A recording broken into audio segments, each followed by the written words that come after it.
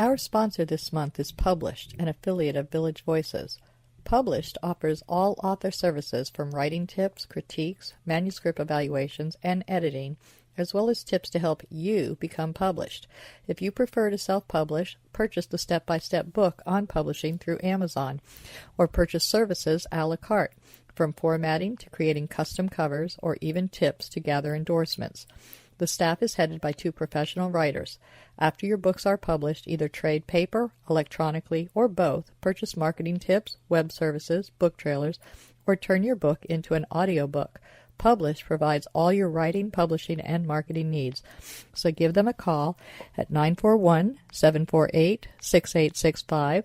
Contact them online at dgould497@aol.com, or go to the website at www.publishedavillagevoices.webs.com.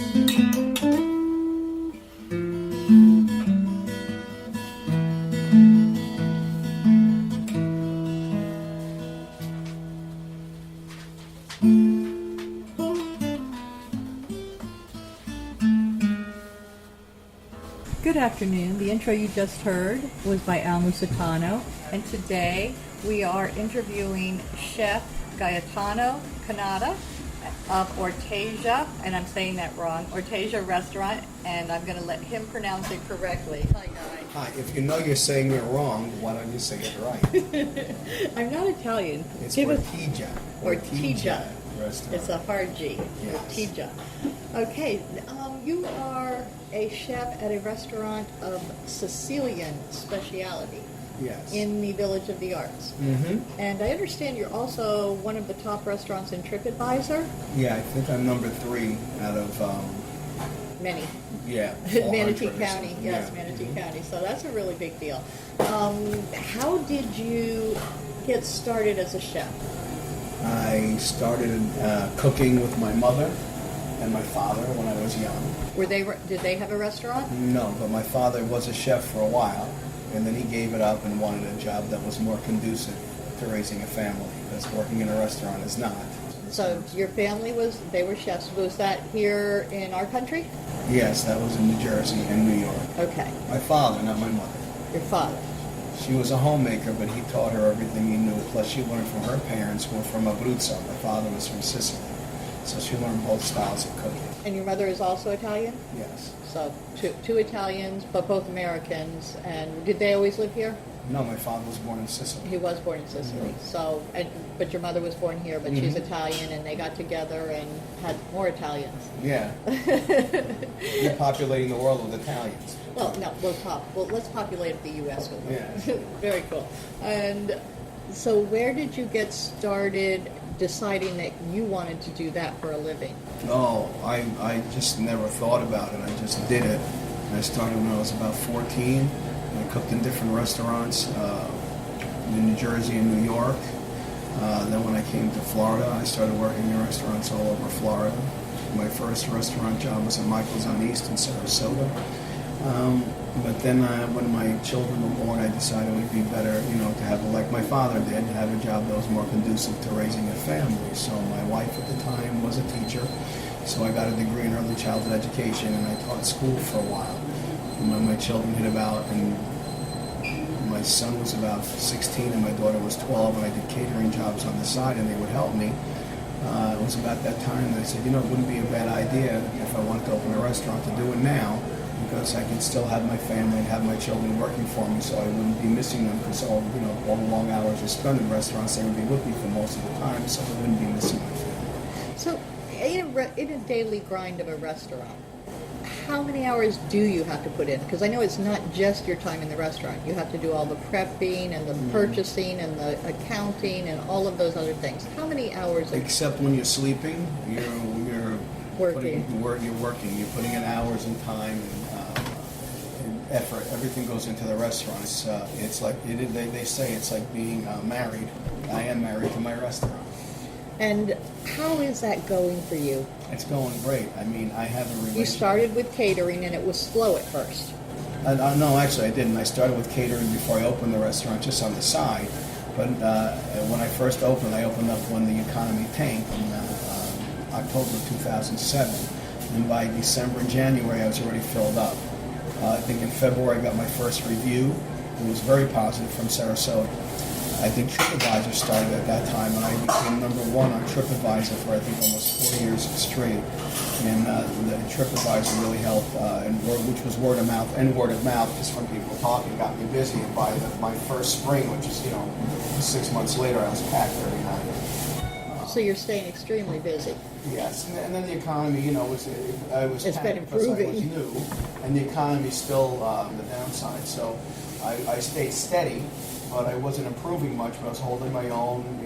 It's a rags to riches story. I wouldn't say I have riches right now, but I was able to maintain, support myself, support my family. And then I would say about three years ago, I ran into April, who has helped me with my marketing, which I never did, with just word of mouth. And now, and combined with the fact that the economy it seems that the economy is coming back, and the cold weather has been terrible up north for the past 2 years. I've doubled and tripled my profits. And how can you expand, though? You're in a very small facility. Well, I How many does your restaurant seat? I could seat because it's movable. It's a movable restaurant. The tables and the chairs are movable. I can seat anywhere from 32 to 40 in the restaurant, but then on the patio, when the weather is conducive, we see people outside as well. So I don't have the need to expand, because when slow season comes, I do really well. And when peak season comes, people want to come in at 7 o'clock, and they say, I'm sorry, they just come out another day. So I'm not really losing anything at this time. I have enough business to keep going without having to expand. And you're making a profit and supporting your family? Supporting my family, supporting myself, doing a lot of things. It's pretty much a one-man show. And you were able to afford to go to Italy this past year? Every summer. Every summer, but now I lead culinary tours. I take a group of 10 to 16 people. I like to keep it below 16 if I can. And it's a different trip every time. Sometimes we go to Ortygia, where the restaurant is, where the city that my father was born in, that the restaurant is named after, which is probably one of the most beautiful places in Sicily, possibly in the world. And then sometimes we circumvent the island. But it's all based on food. And you always do Sicily, or do you actually go to parts of other We'll go to parts of Italy, but we like to go to Sicily. Understood. No one really goes there, and when they go, they're just shocked how it's not like Italy at all. It's different. Yeah, it's just incredible. You're a Sicilian restaurant, which is not Italian. How did it come about that you decided to focus on Sicilian foods, other than the fact that you are Sicilian? And tell us how it's different from Italian, because I know that is a big difference. Very big difference. Sicily is the center of the Mediterranean. It was the center of the Mediterranean. If you had Sicily, you had the Mediterranean. So it was a great place for to have a stronghold as an army. It was a great place to grow food. It was like the breadbasket of the Mediterranean.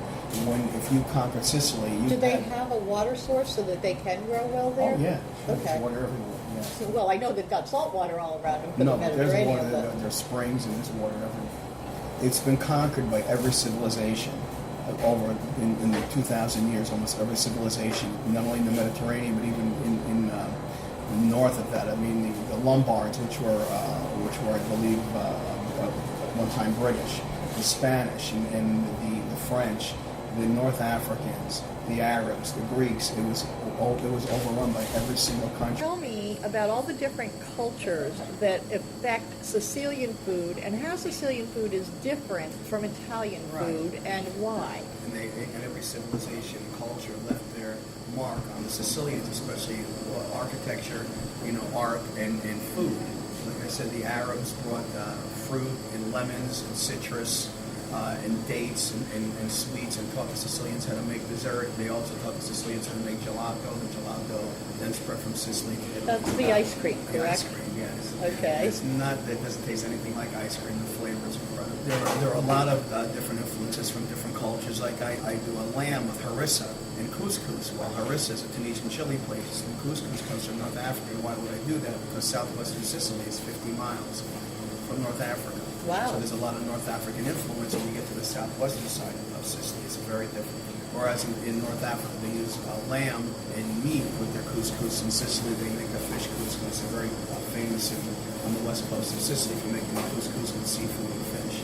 Now, seafood would be a very big product since It's Sicily is an everywhere. island. It is everywhere. And it's got a lot of fishing ports, so you constantly have fishing. Interesting thing about Sicily, coming in? and I want to tell you about the French. It's Okay. very important. Interesting about Sicily, when you go to Sicily around the coast, there's fish everywhere.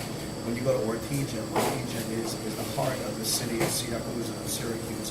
And so it's connected by a small bridge, but it's actually the heart of that city, even though it's not connected. And the seafood there is everywhere. You cannot go to a place and not get seafood. It's impossible. Everybody has seafood, and you better eat it because it's caught that day. It's barely Right off the boats. it's wiggling when it's on your plate. I mean, it's that fresh. And a lot of restaurants don't mess with it because it's so fresh it doesn't need anything. When you go into the inland, and I'm not talking about the center of Sicily, I'm talking 20 miles only. 20 miles inland, when you go to a restaurant, you go to someone's home, there's no fish.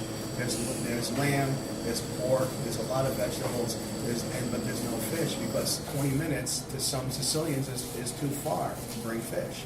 And so they're used to eating, talking about eating, what you get locally. These guys were like doing this, and they're still doing it. So you go 20 minutes inland, and it take you 20 minutes to go get fish on the coast, and which isn't, I'm sure some people eat fish, but you're going to find a lot of pork, a lot of vegetables, a lot of lamb, because they eat what they grow and they eat what's there. And they don't have the time to be running around. And the fish can go bad in that 20 minutes compared to the. And they do like eating locally. I mean, that's why you don't see a lot of beef. You rarely see beef in Sicily ever, or veal. People come in and say, "Can I have veal parmesan?" I said, "They don't eat parmesan in Sicily. That's Italian American." So, but the French came in around the turn of the 1800s, and Napoleon was Napoleon's troops and the aristocrats were in Sicily and in Naples. And what happened is, the short version, it's a real long version about how this man loved his wife, but the short version is when the aristocrats and the military came from France, they brought their French chefs because they wanted to eat their own food, their own style of cuisine. Well, now the Sicilian aristocrats, you got to remember, Sicily they were a bunch of city-states. They still had a feudal system, so you had barons and lords and ladies and dukes, and then you had the people on the street.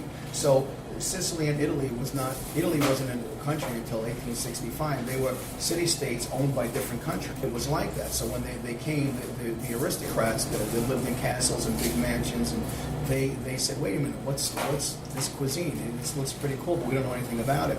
So they sent their French chefs they sent their Sicilian chefs to France to learn Sicilian French-style cooking because they were envious of these French people. And then the Sicilians came back and they had a knowledge of French cuisine and Sicilian products, and they combined it, and that's what I do. That's what the restaurant is based on.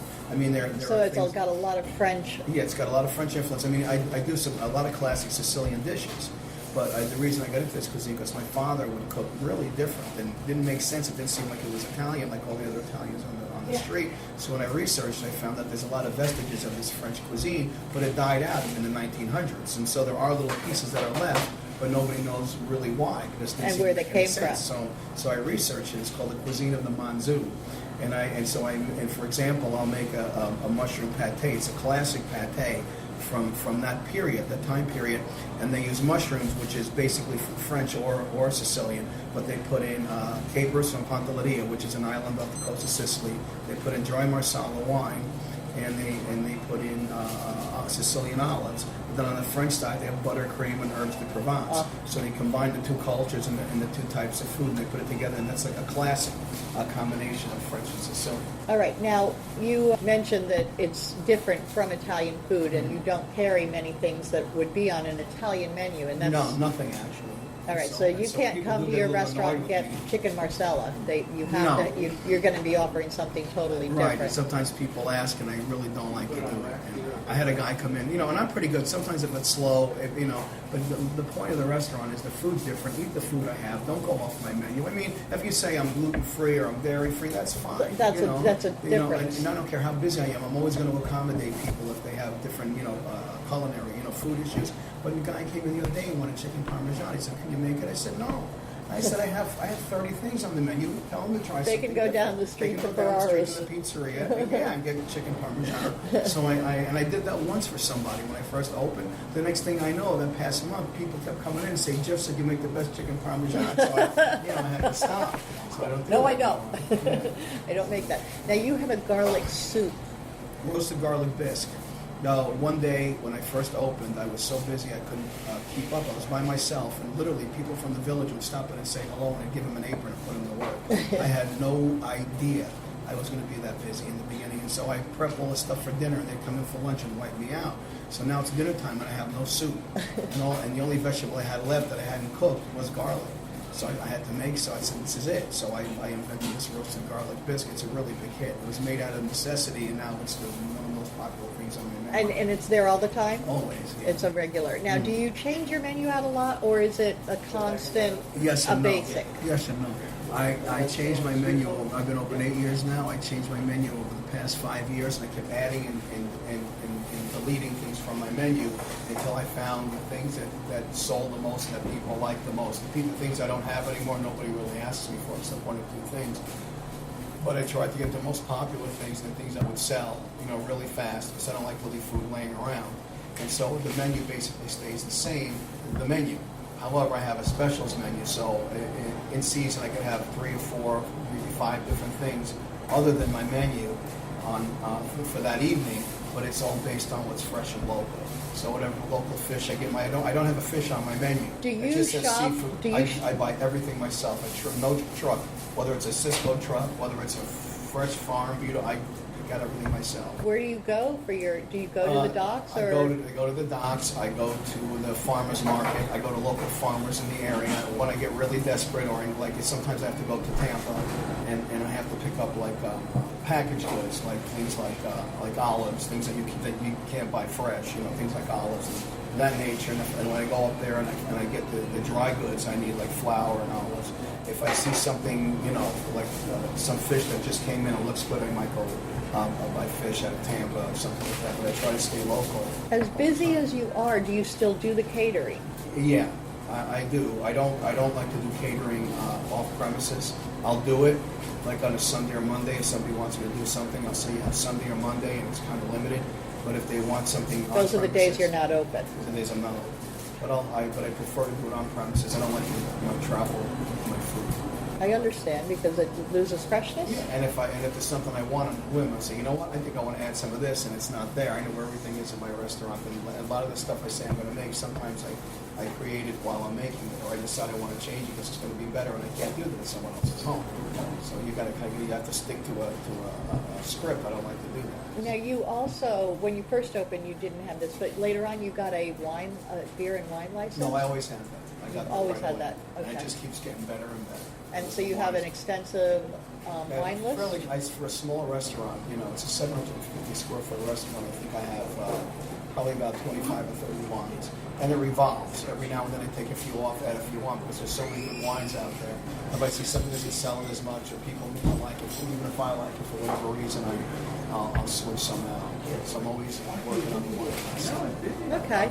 Now, like I said, the fish, there's no fish on the menu. It just says catch of the day. Catch of the So day. if I have, And you'll if I tell them have what you've got tuna that that day. day, or grouper, or both, I'll serve it that day. But I say this is what the fish is today. So, Nick, tell us about a couple of your Sicilian dishes. Well, I can give you a basic Sicilian dish. You always use butter. Yeah, always use butter and olive oil. So. That was from one of his regular Julia customers. Charles, Julia, one of the classic things I make that which some people might know, but they won't know the rest. And basically, is because what I did is I went to that time period, and except for the mushroom pate, which is a classic of that time period, I invented all these dishes based on what the cuisine might be, or whatever I thought that they would be using in that time period. So I invented dishes made based on that. Except I do have something called caponata. Caponata is classic Sicilian. People who know Sicilian food, some of them might know that. And some people call it a relish, some people call it like a Sicilian ratatouille. Very But olive-y? it's very eggplant-y. It's basically mostly eggplant, and the second biggest ingredient is celery. cooked together, but you cook it with salted capers. Well, I do anyway. There's variations with salted capers, with olives. But then what's really interesting with the Arab influence, you cook it with sugar, and you use vinegar, and you use tomatoes. So you have salty, you have sweet, and then you have the vinegar for sour. Sicilians like to mix their flavors, which is what you don't see. I'm sorry, like to mix, their flavors. They're sweet, they're salty, they're savory, they're sour. They like to combine all these things. A lot of golden raisins, a lot of currants I use in cooking. And sometimes you'll have chocolate. I like to put chocolate with very hint of cocoa powder in a savory dish as well. And anyway, and some people put cocoa carbonara. And you cook this big mixture, you serve it cold or at room temperature. It's great to have grilled meats, or it's really just good on a bruschetta, like a piece of bread. That's a typical classic dish. All right. So, since you're still doing catering, but it would have to be, it's like if somebody had a wedding pre-dinner, you would have it in your patio. Would you have an outdoor patio? I have an outdoor patio, probably seats 50 or 60 people, and we have, when the weather's conducive, we have musicians every Saturday, and then every art walk for the first Friday, and when the weather's conducive, we put them outside. We have a stage, a really nice place, a very large patio. We can probably sit 60 people comfortably. And then we have special events, like we do our wine tastings. We have incredible wine tastings. And when you come to wine tasting, the winemaker will actually cut at my price and everybody's price in half, and will sell his wine to those customers alone, even lower than what I would ever get it for, just as a promotional, and they get to walk out with some great wine at a good price. And then we do blues concerts and opera. We had opera 2 weeks ago, so we're from Tampa, did these wonderful arias from different operas. So we'll do events out on the patio. Now, do you still have your garlic cook-off? No, I don't do that anymore. That was fun. I made a garlic ice cream. And it won first prize every time. I mean, there were 40 dishes, all made out of garlic, and why I did that is because all the desserts were terrible. People would like make chocolate chip cookies and throw in raw garlic, or make a chocolate cake and throw in raw garlic. And I'm thinking, oh my God. And they say, you got to taste this. It's good. And I would taste it. It was disgusting.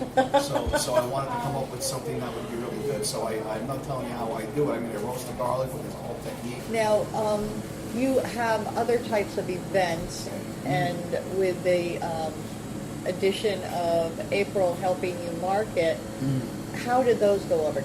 Give me an idea of some of the events that you do. Like I said, we just did an opera event.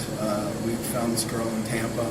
It's very hard for me to do events because I am a one-man show, and so I would not do a lot of events because it was just too much for me. And when April came, she markets, she calls out a musician, she has them come over, she sets the date, she just tells me, she knows my schedule better than me. Tuesday at 3 o'clock, Ashley's coming, she's gonna sing for you.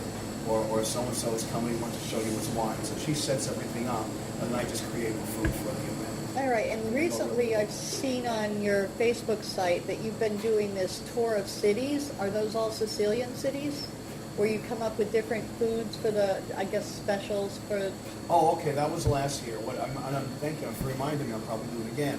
What happens in the summer, now I don't know, last summer we got pretty busy. It was my busiest summer on record. But what I do in the summer is I suspend the menu because I have a lot of things on the menu. And business goes down by at least 50%, maybe 60%. So I can't be making 30 things every morning for these people to eat because I'm going to wind up getting really fat, eating it myself, or throwing it away. So I cut the menu, and I'm going to have to research this and see what I did. I cut the menu basically in half.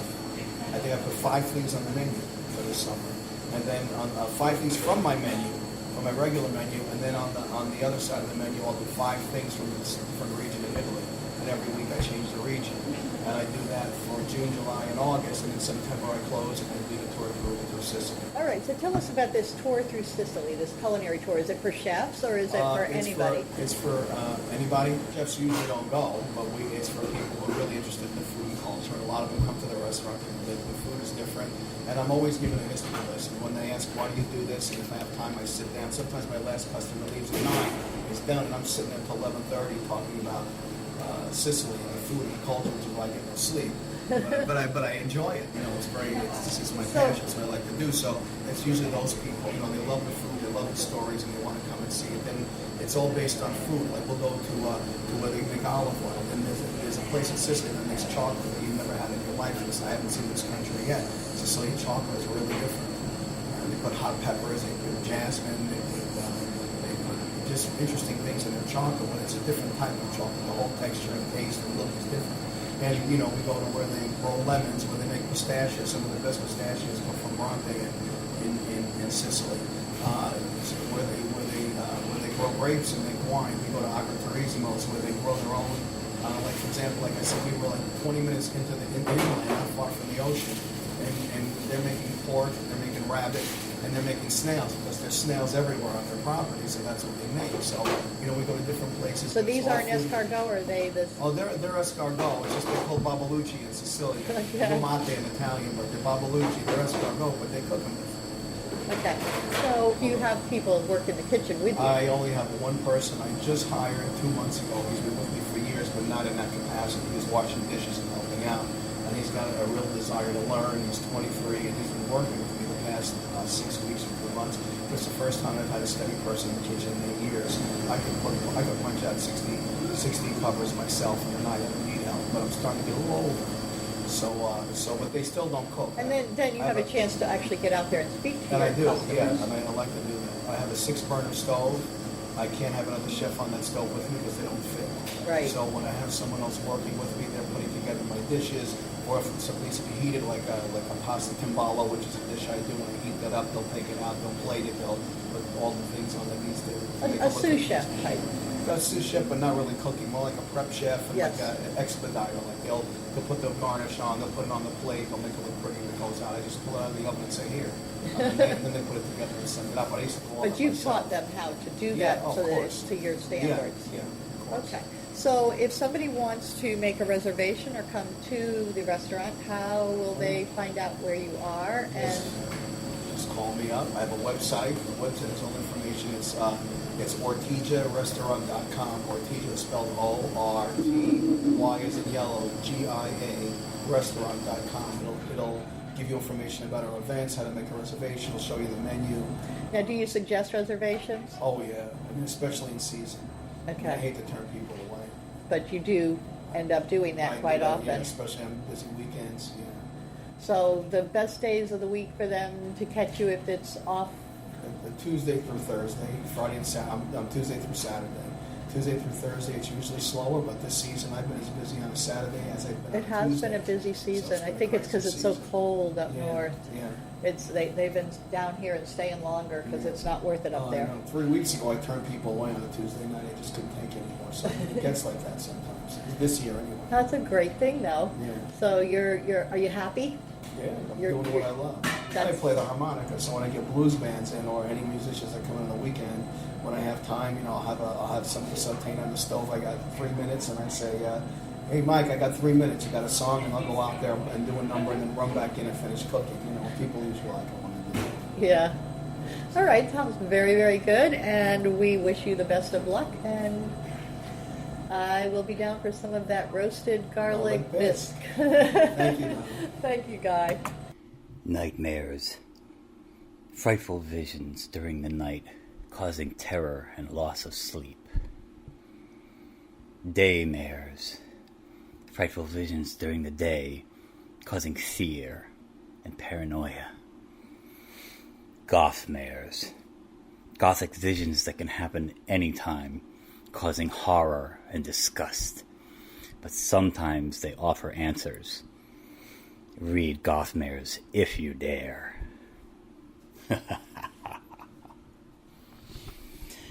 Gothmares, a young adult novel by Al Musitano, available on Amazon and fine bookstores everywhere. Village of the Arts, the largest artist colony in the state of Florida, located on 42 acres, includes artists, homes, galleries, gardens, and restaurants featuring handcrafted gifts, fine art sculptures, painting, photography, enviro art, healing arts, books, mystics, and musical variety. A few of the galleries are unique in their offerings. Village Voices specializes in books and art created exclusively by Florida residents. The Dancing Crane Gallery offers fine art, custom jewelry, and unique, innovative art. The Village Mystic offers all things metaphysical: meditation, massage, mediums, aromatherapy, psychics, shamans, Reiki healing, and the gem mine, where you can mine for your own personal treasure. Yoga Arts offers classes or one-on-one coaching. Musicians and bands can be found throughout the area. Many of the artists and musicians offer classes. Restaurants and bakeries provide respite for the weary and magic for the foodies. Visit during the first Friday Art Walk and stroll through the shops and galleries enjoying free appetizers, wine, music, and demonstrations. For hours and information, please visit the website at www.villageofthearts.com.